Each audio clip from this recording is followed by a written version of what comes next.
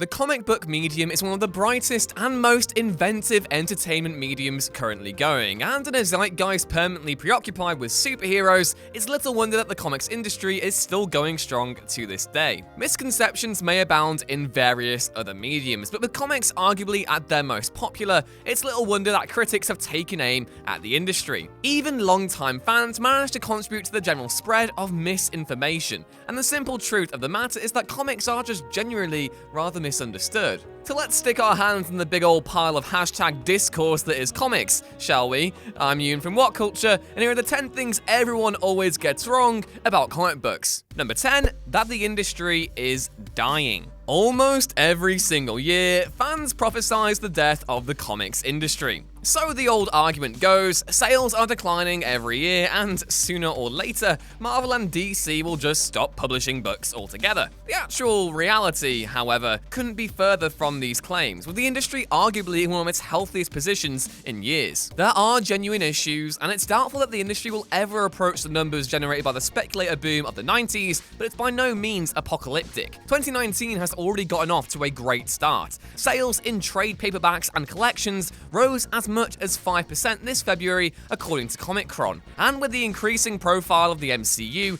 it's likely that more and more viewers will turn into readers as the years go on. Of course, there are also those who seem to claim that the industry is on its knees as a result of the Big Two's burgeoning commitment to diversifying their stories, but that literally could not be any further from the truth. Number 9, they're not true literature. One would have thought that the industry's biggest critics would have moved on from their old line of attack, that comics aren't as sophisticated as classic novels, a long time ago, but the perception still persists to this day, and it makes me positively green with rage. Whether it's because people think superheroes are childish, or even just that the presence of images makes them easier to read than a traditional black and white novella, the medium's biggest critics tend to decry superhero comics in particular as cartoonish, irreverent, and unintelligent. Over 30 years on from the release of Alan Moore and Dave Gibbons' Watchmen, a book counted among Time magazine's 100 greatest novels of all time, creators and fans alike face an uphill climb trying to convince certain groups that comics are a proper art form.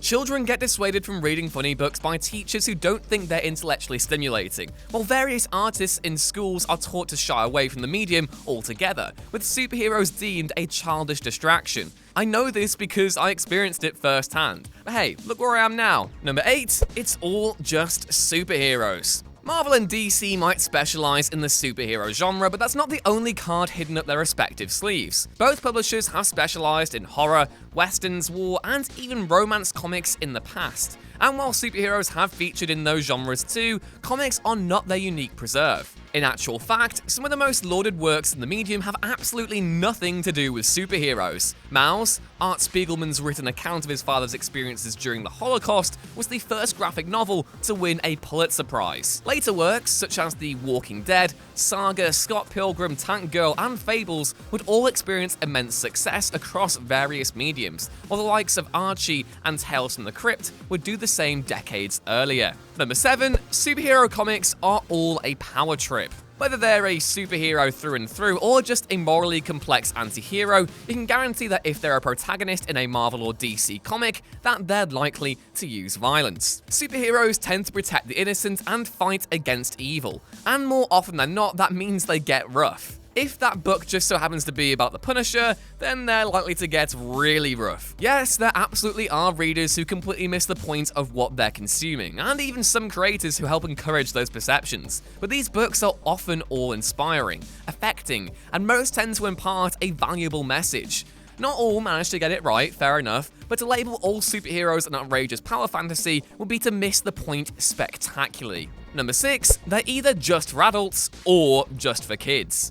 Ironically, these two mistakes get levied by people who both are and aren't comic book fans. Some critics tend to label the medium as childish and something that adults shouldn't be reading. At the same time, adults who do read comics like to claim that they aren't for kids. Naturally, the truth lies somewhere in the middle. Those who grew up on the Bronze and Modern Ages of comics have known a medium that's catered almost exclusively to a more adult market. And while that continues to be the case even to this day, to say that comics are just for adults would just be ignorant. The problem isn't so much that comics are just for kids or just for adults. they aren't. It's more the fact that recent trends have neglected younger demographics. Both Marvel and DC have undertaken corrective measures to restore that balance, but the actual reality is that the medium, like any other, has content geared for specific age ranges. Why is that so difficult to grasp with comics? Number 5, that continuity is a bad thing. As the old adage goes, if you want to get into comics, prepare to navigate decades of convoluted continuity. The Marvel and DC universes have been going for so long and have spawned so many stories and characters that, to approach them today, would just be a grave mistake. Except, it wouldn't be. Never mind the fact that both Marvel and DC have engaged with their own share of reboots, rejigs, and retcons, the fact that both companies possess expansive mythologies is actually a great thing.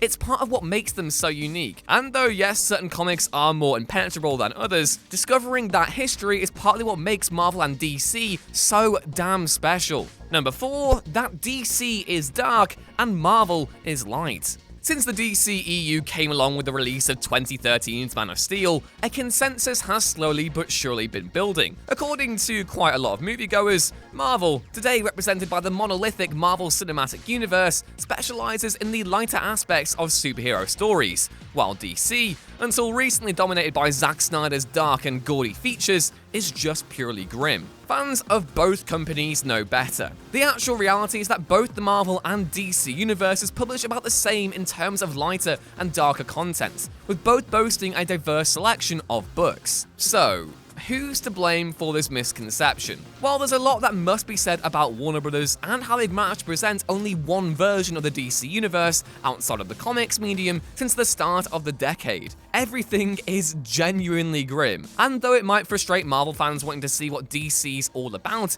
it's doubly frustrating for those familiar with the publisher's comics. Number 3, the importance of artists. Back in 2017, the then editor-in-chief of Marvel Comics, Axel Alonso, stated that comic book artists don't really, quote, move the needle. By that, he meant that readers tend to follow writers more than they do pencilers, inkers, and colorists. And though scribes do tend to take center stage when it comes to promotional materials, Alonso's conclusion was poorly judged. While a writer's contributions to a given comic are invaluable, artists shoulder most of the work. There's no underestimating just how talented comic book artists are either, and that goes double in regards to the followings they command online. Good art is intrinsic to a comic's success, and when a fan-favorite artist signs on for a given book, readers pay attention. In truth, it's not so much writers themselves that move the needle, but entire creative teams instead. Dozens of creators have managed to cement formidable partnerships over the years, and yet many artists still find themselves undervalued